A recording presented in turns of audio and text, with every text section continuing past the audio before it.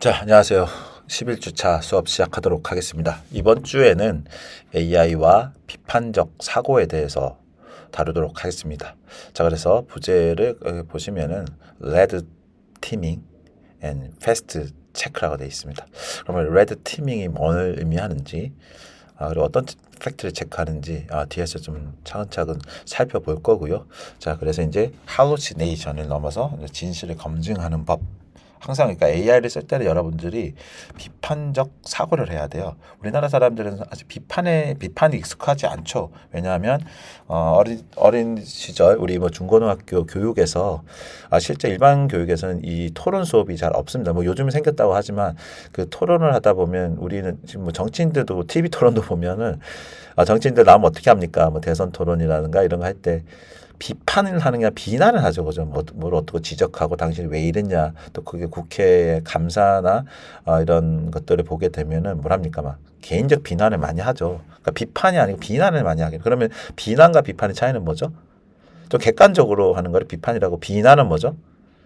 개인적인 좀 감정이 들어가는 경우잖아요. 그래서 우리가 비판 문화가 잘 안 돼 있습니다. 그러다 보니까 이제 토론 문화도 아직까지 정착이 잘 안 돼 있고, 물론 요즘 젊은 친구들 잘 배운 학생들은 잘해요. 굉장히 비판적 사고도 잘하고 하는데, AI한테서 우리가 이제 AI를 비난하기보다는 우리가 항상 비판할 수 있고, 항상 이게 사실을 검증하게끔 얘에게 비판적인 사고를 가지고 질문을 던지고 확인하고, 이런 부분들이 굉장히 좀 중요하다라는 거예요. 그래서 이제 레드 티밍이 중요하다. 우리 뭐 우리나라 드라마나 영화 보면 요 레드 팀, 뭐 블루 팀, 블랙 팀 많이 들어보셨죠? 국정원에서 이제 뭐 블랙 팀들은 그 존재를 드러내지 않고 뭐 타격하고 이런 팀들을 말하잖아요, 그죠? 그 레드 팀은 이제 어떤 이런 걸 긍정적으로 그러니까 어떤 식으로 이제 분석해가지고 찾아내는 팀인 거고, 그런 시각에서 바라보면 되겠습니다. 아주 유명한 분이 계시죠. 비범한 주장에는 비범한 증거가 필요하다라고 이제 우리 아주 유명한 천문학자죠. 천문학자 이분 칼 세이건이 이렇게 얘기해서, 이분이 쓴 책 중에 아주 유명한 책이 뭡니까? 코스모스죠. 그래서 대우주의 신비. 자, 거기 한번 말을 한번 읽어볼게요. 우리도 코스모스의 일부이다. 우리가 우주적 존재로서 한 부분이라는 것을 이제 강조하고 있죠. 그러면서 뭐라고 합니까? 이것은 결코 시적 수사가 아니다. 인간과 우주는 가장 근본적인 의미에서 연결돼 있다. 인류는 코스모스에서 태어났으며 인류의 장차 문명도 코스모스와 깊게 관련돼 있다. 인류 진화의 역사에 있었던 대사건들뿐만 아니라 아주 사소하고 하찮은 일들까지도 따지고 보면 하나같이 우리를 둘러싼 우주의 기원에 그 뿌리가 닿아 있다. 독자들은 이 책에서 우주적 관점에서 본 인간의 본질과 만나게 될 것이다. 우주적 존재, 사실 저도 이 부분에 동감하고요. 그래서 이제 칼세이건 책도 봤는데 이분을 동감하고, 동양에도 이런 서적들이 있습니다. 사실 그게 이제 조금 우리는 시공간을 거슬러서 그 어떤 미래를 예측하는 학문들이 꽤 있었는데요. 그 중에 이제 제가 좀 본 것들이 이제 김운둔갑, 옛날에 우리 제갈공명 선생님이 창안했다고 그러죠. 병법으로 김운둔갑이 있고요. 그 김운둔갑이 이 코스모스 관점에서, 우주적 관점에서, 천문학적 관점에서 시공간을 분석해서 아주 디테일한 시간까지 적용해가지고 병법을 하는 방법은 되게 복잡합니다. 그래서 이걸 제대로 다루는 사람들이 거의 없어요. 한국에는 거의 없습니다. 있긴 한데 이제 아주 이제 고수라고 할 수가 없고, 오히려 이제 뭐 대만의 이쪽엔 좀 있다고 들었습니다. 그리고 그래서 거기서 쓴 책들이 아마존에 팔리고 있어요. 그리고 이제 또 하나는 이제 아주 이건 뭐 책으로 남겨지지 않은 내용인데, 태열 진수라고 있어요. 이거는 우주의 설계도라고 하는데, 그걸 가지고 아주 디테일하게 본다고 합니다. 그래서 뭐 얼마 전에 나사 기사를 보니까 이제 나사에서 우주의 천문학적인 거, 최근에 이제 그 발사한 로켓이 있잖아요. 로켓이 아니라 그 우주선이 있잖아요. 그래서 거기서 설계도를 이렇게 그려서 사진을 보내오는 것들이 옛날에 고대 서적이 3,000년 전부터 했었던 태열신수에 있는 설계도 거의 그게 태열신수가 더 정확하다는 얘기가 있더라고요. 참 놀랍죠. 그리고 이제 그거를 좀 주역과 명리학과 현공풍수와 천문학을 합친 게 이제 구성기하학이라고 있어요. 이게 이제 영어로는 나인스타키라고 그래서 아마존에서 많이 팔리고 있고 한국에는 없어요. 책이 거의 없고 일본에서 이게 많이 발전을 했고 아마존에서는 이 책이 많이 팔리고 있습니다. 그래서 이제 저는 이제 구성학, 주역, 명리학, 뭐 기본둔갑도 일부 좀 했고요. 이런 것들하고 이제 천문학 그리고 제가 했던 이제 이런 뭐 철학들, 동양 철학 이런 것들을 저는 깊게 탐구를 해왔어요. 근데 왜 갑자기 그러면 AI하고 이게 뭔 상관이냐? 저는 이제 AI를 동지로 삼아서 그런 학문들을 좀 깊이를 깊게 하고 지식 증강을 좀 하시며 제가 좀 보완했던 부분들을 많이 AI 도움을 받아서 검색을 해가지고 다 분석을 했습니다. 그리고 또 한 가지 이제 양자역학이죠. 저는 그래서 양자역학적 관점에서 기존의 동양 철학 지금 말씀드린 이런 것들을 동양 철학을 양자역적 관점에서 다 분석을 해서 컨텐츠를 만들었어요. 그게 제가 지금 한 15년 정도를 해온 일입니다. 그러면서 이제 AI는 어차피 제가 프로젝트 베이스 러닝을 2019년부터 해왔었고 제 원래 전공도 그거였고 비즈니스를 제가 5번을 했었고 뭐 이런 실행을 했던 게 굉장히 많거든요. 중소기업 코칭도 한 500개 이상을 했었고 뭐 이런 것들이 제가 해봤던 일들을 통해 가지고 이제 비즈니스에 대한 부분에 남들보다 많이 경험했겠죠. 그런 거 가지고 이제 제가 AI를 통해 가지고 좀 구조화시키고 이거를 교육 컨텐츠화 시키고 어떤 제너레이터 만들어 가지고 여러분들에게 이렇게 설명할 수 있게 된 상황입니다. 어쨌든 칼 세이건에 대해서 알고 싶으신 분들은 유튜브에 칼 세이건 코스모스 치면 이거 요약된 것들 꽤 있거든요. 그런 영상을 보시면서 여러분도 한번 이런 관심을 가져보시기를 바라겠습니다. 자, 오늘의 학습 목표입니다. 그래서 일단 뭐 환각이 도대체 스펙트럼이 어떻게 되는지 할루시네이션이 저는 이제 좋은 쪽으로 생각한다고 그랬죠. 물론 이제 저처럼 뭐 많은 분야의 실전을 경험해보고 일을 해보고 책을 많이 본 사람들한테는 할루시네이션이 큰 문제가 아닙니다. 내가 아는 내용 한도에서 이게 뭐 가짜인지 내가 알 수 있거든요. 한 사람들은. 근데 이제 그런 공부가 없는 상태에서 하는 사람한테 심각한 문제가 될 수 있죠. 왜? 내가 알 수가 없잖아. 이게 맞는지 틀린지. 이 컨텐츠가 진실인지 아닌지 알 수가 없으면 이게 문제라는 거죠. 그래서 내가 똑똑해져야 되고 내가 더 많이 공부해야 되는 이런 상황이 오는 거예요. 그런데 이럴 때는 어떻게 해야 되는 거예요? 팩트 체크 기술이 필요한 거죠.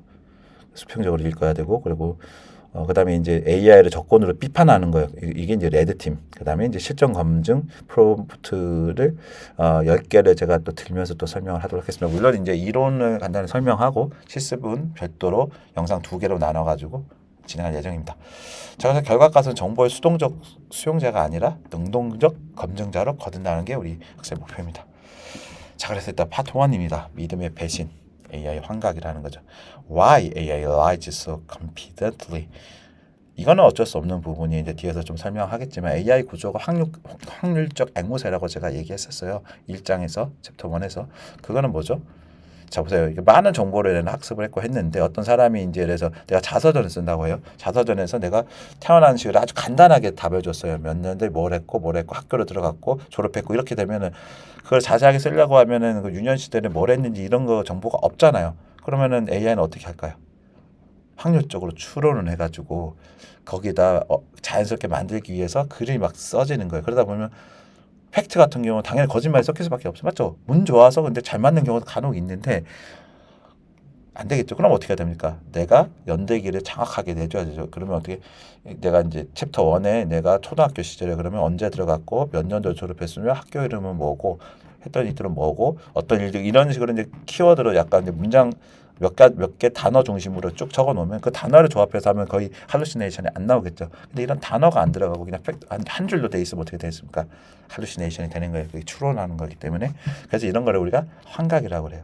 자, 그런데 우리가 정해지지 않고 우리가 아직 없는 이론을 만들거나 하는 거는 환각이 나쁜 게 아니죠. 내가 이렇게 해왔고 그럼 앞으로 이런 거 예측해 달라고 하는 게 이게 거꾸로 환각인데 환각 자체가 좋은 거잖아요. 원래 이제 우리가 이런 옛날부터 양자역학이 이제 100년 오면서 빨리 발전한 것도 옛날에 말도 안 되는 거짓말을 하는 거야. 이럴 수 있다. 이럴 수 있을까? 가정을 해놓고 그걸 하다 보니까 진짜 되더라는 거죠. 우리가 몰랐고 여태까지 역사적으로 못 해왔기 때문인 거지. 내가 하는 게 이게 나중 가서 증명이 될 수도 있는 문제잖아요. 현재 할루시네이션을 보일 뿐이지. 하지만 자서전이나 이런 팩트 중심으로 나열하는 팩트 보고서는 할루시네이션은 치명적이니까 그런 부분이 좀 있다 보죠. 그래서 이제 철저하게 검증이 필요하다는 얘기입니다. 그래서 AI를 표현할 때 확률적 앵무새라고 했잖아요. 그래가지고 뻔뻔한 거짓말쟁이일 수도 있다라는 거예요. 그래서 AI는 모른다고 말하기보다 그럴듯 거짓말을 지어내는 쪽을 택하는 게 많아요. 그러면 어떻게 하면 될까요? 모르면 모른다라고 얘기하면 돼요. 근데 이제 글을 많이 못 쓰게 됩니다. 그렇게 되면. 그래서 일단 원인은 확률적 특성이 있고 팩트를 검색하는 게 아니라 단어를 예측하기 때문이라는 거예요.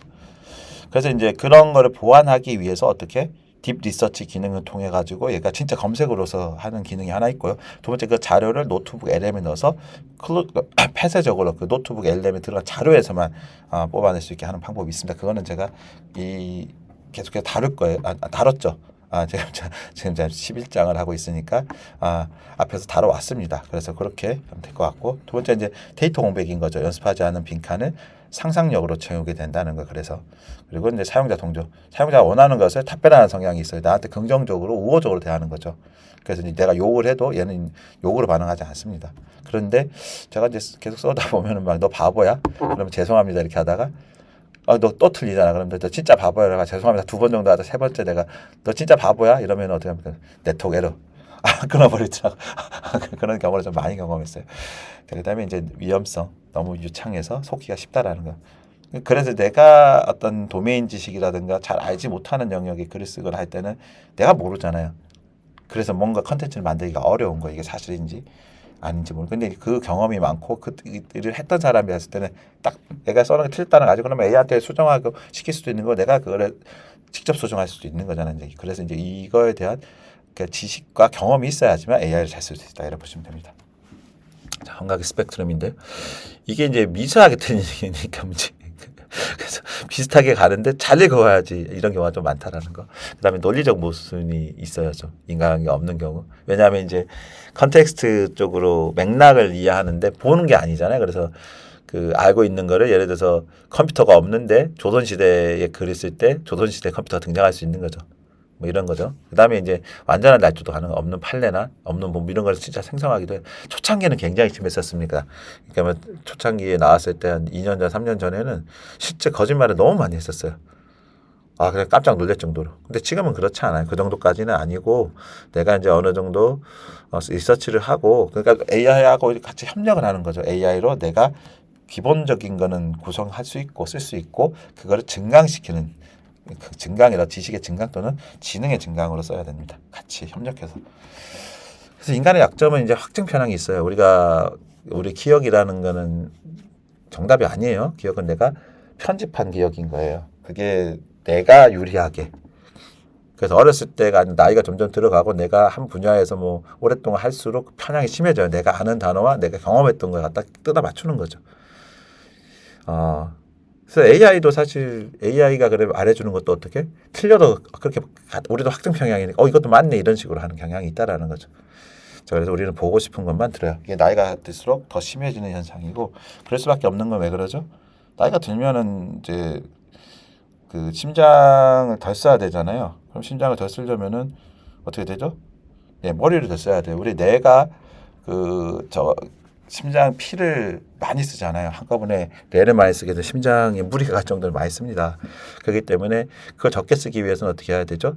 최소한으로 이걸 쓰기 위해서 이제 내가 알던 데 갖다 뜯어 맞추기 시작하는 게 습성이 나이가 들수록 심해지는 거예요. 심장도 약해지고 박동도 약해지고 어떻게 됩니까? 피의 흐름도 좀 둔화되고 이랬을 때는 최소한으로 갖다 맞추려고 하기 때문에 확증 편향이 더 심해진다 이렇게 보시면 됩니다. 그래서 AI가 내 생각과 같은 말을 해주면 검증하지 않고 역시 AI 똑똑한 이렇게 믿어버릴 수 있다라는 거.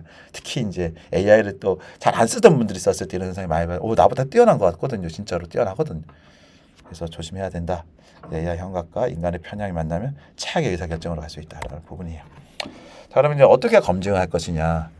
그래서 이제 lateral reading과 triangulation이라는 방법이 있어요. 한번 같이 보겠습니다. 자, 그래서 lateral reading 같은 경우 수평적 읽기인데 팩트 체커들은 웹사이트를 위아래 읽지 않고 세 탭을 열어 수평으로 읽는다고 합니다. 그래서 AI 답변하면은 뭐 이런 식으로 이렇게 돼 있는데 검색 탭 1에서 소스 확인하고 그다음 검색 탭 2에서 교차 검증을 한다. 이런 식으로 이제 할 수 있다고 합니다. 예. 그다음에 이제 삼각 측량인데 트라이앵귤레이션이라고 하는데 진실의 좌표 찾기예요. 하나 정보만을 믿지 않고 최근 최소 3가지 다른 소스로 일치할 때 사실을 받아들이도록 할 수 있는 방법이 있는 거예요. 그래서 AI 답변, 공신력 있는 뉴스 논문, 그다음에 이제 전문가의 의견 통계 해가지고 3가지 각도를 만나는 점이 이제 팩트가 될 수 있다. 이런 방법론이 있다라는 부분입니다. 자, 그래서 그 과연 이제 레드 티밍, 그러니까 AI를 악마의 변호인으로 고용하라, 이런 부분의 부재인데 어떻게 할 것이냐. 그래서 레드 팀이라는 게 이제 조직의 보안 취약점을 찾기 위해서 가상의 적군 역할을 수행하는 거예요. 침투되는 적군 역할. 그래서 그러면 어떻게 합니까? 이제 블루 팀은 나은 거죠. 나의 아이들을 방어하고 실현하는 사람이고, 레드 팀은 내 아이들을 공격하고 검증하는 사람인 거예요. 그래서 내가 나를 공격할 수 있어야 세상의 공격을 막아낼 수 있다라는 거죠.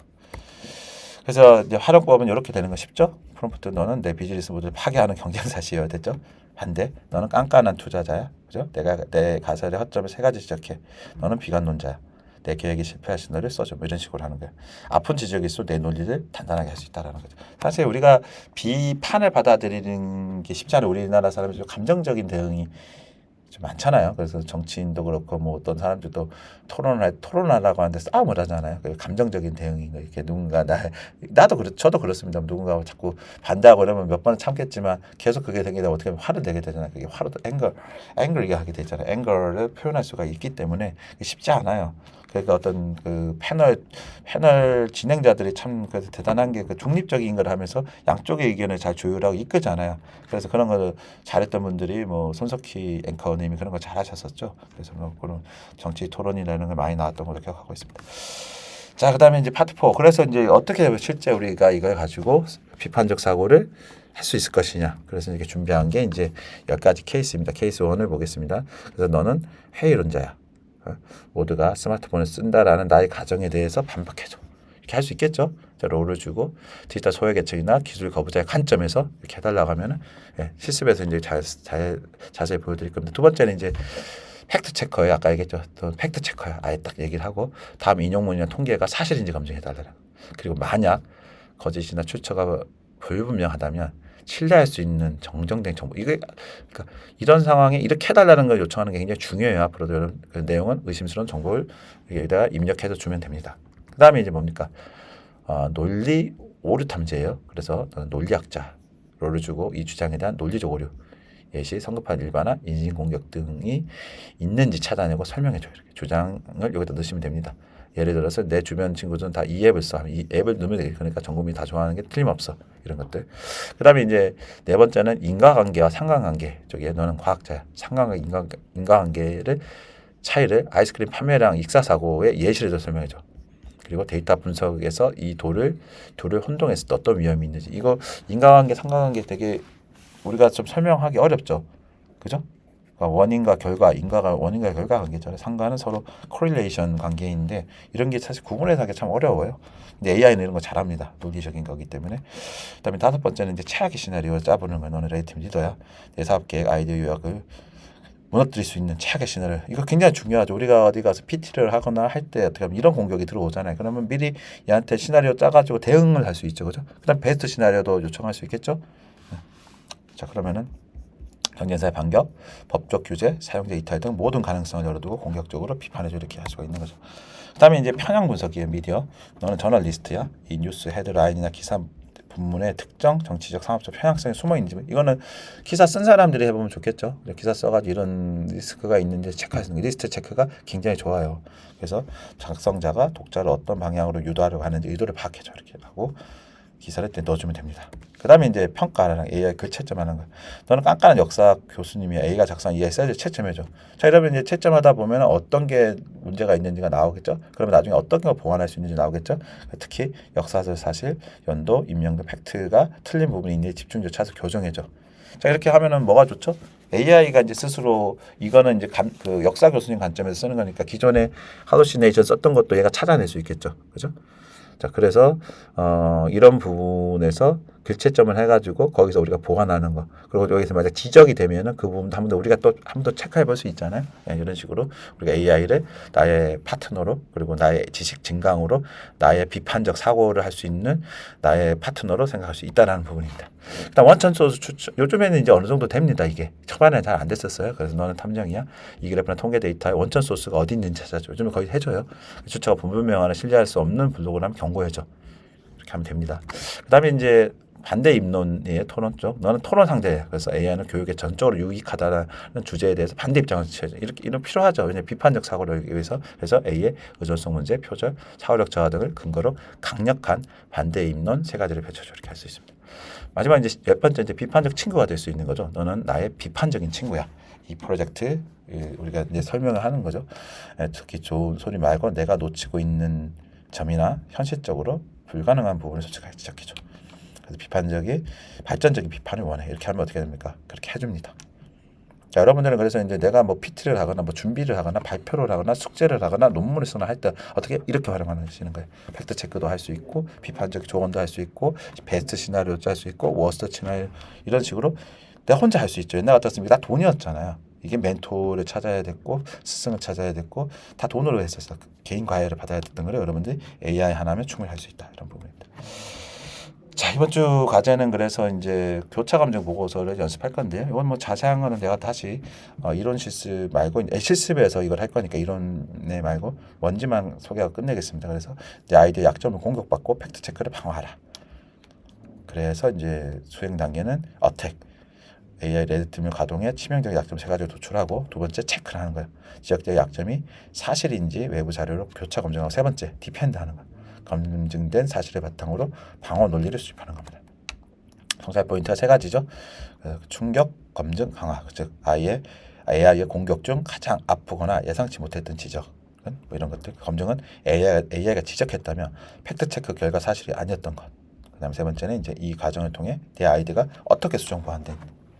자, 여러분들은 이제 저와 함께 이 과정을 계속 하면 스스로 계속 발전할 거고 이 과정만 어느 정도 맞춰도 여러분들의 AI의 활용 능력은 월등히 높아질 거라고 확신하고 있습니다.